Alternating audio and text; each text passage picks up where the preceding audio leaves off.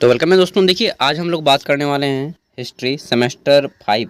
ठीक है, जितने भी लोग हिस्ट्री ऑनर्स कर रहे हैं सेमेस्टर 5 में एक पेपर होता है, कोर पेपर 12, और इसमें आपको पढ़ना होता है history of China and Japan, यानी कि चीन और जापान का इतिहास, जो कि 1839 से लेकर के 1949 तक का इतिहास पढ़ना होगा। ठीक है, और इसमें अगर आपका सब्जेक्ट है ये, तो यह पेपर देख के जाइए, डेफिनेटली आपके क्वेश्चन फंसेंगे एग्जाम में। ठीक है, इसमें आपको 10 ऑब्जेक्टिव देखने को मिलेंगे, 5-5 मार्क्स के 2 क्वेश्चन, और बाकी सभी आपके सॉरी मतलब देखते चलते हैं ना, उसी तरह से क्वेश्चन है। टोटल 80 क्वेश्चन है, ऑब्जेक्टिव सब्जेक्टिव दोनों हैं, और इसमें हम आंसर भी जानेंगे ऑब्जेक्टिव का। ठीक है, तो आप किसी भी यूनिवर्सिटी से हो, झारखंड या फिर आउट ऑफ झारखंड, सभी के काम में आने वाला है। अगर आपका सब्जेक्ट यही है, सेमेस्टर 5 में है, कोर पेपर 12 दे रहे हैं, तो देखिए यहाँ पे बोला गया है कि नहीं 5 प्रश्नों के आंसर दें, 10 ऑब्जेक्टिव है। तो यहाँ पे पहला क्वेश्चन है, इसमें पूछा गया है कि नानकिंग की संधि हुई थी, कब हुई थी नानकिंग की संधि? Treaty of Nanking was held on 1842। ठीक है, 1842 ईस्वी में नानकिंग की संधि हुई थी। आगे देखते हैं बी नंबर क्वेश्चन। इसमें पूछा गया है कि मुक्त द्वार की नीति के प्रतिपादक कौन थे? Open door policy was started by. तो मुक्त द्वार की नीति जो है किसने अपनाई थी? तो यहाँ पे राइट आंसर हो जाएगा अमेरिका ने, ब्रिटेन ने, जर्मनी ने या रूस ने। राइट आंसर हो जाएगा इसका अमेरिका। ठीक है, अमेरिका ने अपनाई थी। आगे देख लेते हैं। तो अगला हमारा क्वेश्चन है, इसमें पूछा गया है कि कन्फ्यूशियस किस राष्ट्र का रहने वाला था? ठीक है, Confucius was from which nation? तो यह जो था कन्फ्यूशियस आपका चीन का रहने वाला था। ऑप्शन सी इसका राइट आंसर हो जाएगा। ठीक है, आगे देखते हैं अगला क्वेश्चन। इसमें पूछा गया है कि sun यat-sen, हम सभी नाम पढ़ते हैं, क्लास 10 में भी था। sun यat-sen ने चीन समाज को तुलना किससे की है? तो sun यat-sen जो थे वो चीनी के समाज को तुलना किए थे बालू की परत से, जिसे सीमेंट की आवश्यकता थी। ठीक है, ये बोलते थे कि sun यat-sen चीन का साम्राज्य जो है बालू की तरह है, बालू की रेत की तरह, और उसे सीमेंट मिलेगा तभी जाके वह मजबूती पकड़ेगा, ऐसा बोला करते थे। आगे देखते हैं पांचवा क्वेश्चन। इसमें पूछा गया है कि sun yat-sen का जन्म कब हुआ था? तो राइट आंसर हो जाएगा 12 नवंबर 1866 ईस्वी को sun yat-sen का जन्म हुआ था। ठीक है, आगे देखते हैं नेक्स्ट क्वेश्चन। तो इसमें पूछा गया है कि जियो और जीने दो का नारा किसने दिया? ठीक है, तो जियो और जीने दो का नारा किसने दिया? इसमें जो है मुझे थोड़ा सा डाउट है, पर इसमें टिक मैं लगाना चाहूँगा sun yat-sen को। एक बार आप इसे देख लीजिएगा। ठीक है, इस क्वेश्चन में मुझे डाउट लग रहा है। आगे देखते हैं जी नंबर क्वेश्चन। इसमें पूछा गया है कि किस वर्ष में जापान ने कोरिया को अपना प्रांत बनाया? ठीक है, तो 1910 इसका राइट आंसर हो जाएगा। In which year did Japan and Korea? ठीक है, तो नेक्स्ट किया था कोरिया को 1910 में। आगे देखते हैं एच नंबर। इसमें पूछा गया है कि सैनिक दृष्टिकोण से जापान कितने जिलों में बटा था? ठीक है, तो इसका राइट आंसर अलग अलग मिल रहा है। अब आप अपने अकॉर्डिंग क्या टिक लगाएंगे वो आप पे डिपेंड करता है। बाकी यहाँ पे 4 ऑप्शन दिए गए हैं। ठीक है, और नेट में अगर आप खोजेंगे तो 9 मिलेगा, यहाँ पे तो ऑप्शन में ही नहीं है।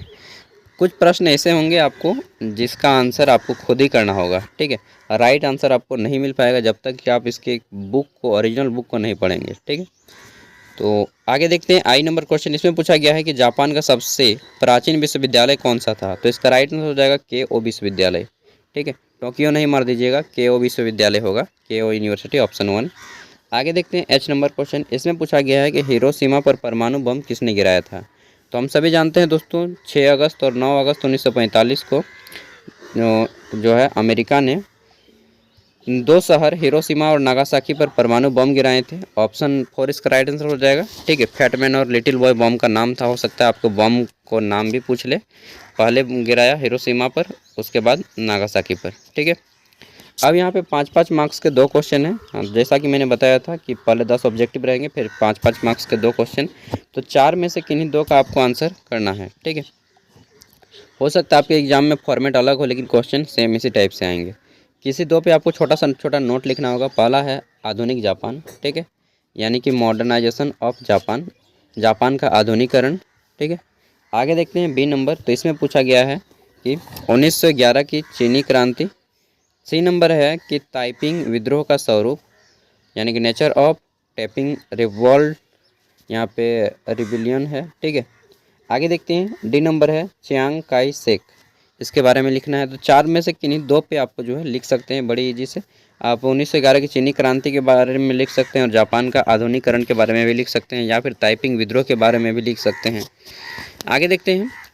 अब यहाँ पे जितने भी क्वेश्चन आएंगे आपके 15 मार्क्स के आएंगे, और इनमें से किन्हीं आपको 4 ही प्रश्न का सॉल्व करना होगा 15 मार्क्स वाले, ठीक है। तो 15 मार्क्स वाले किन्हीं 4 प्रश्नों को सॉल्व करना है।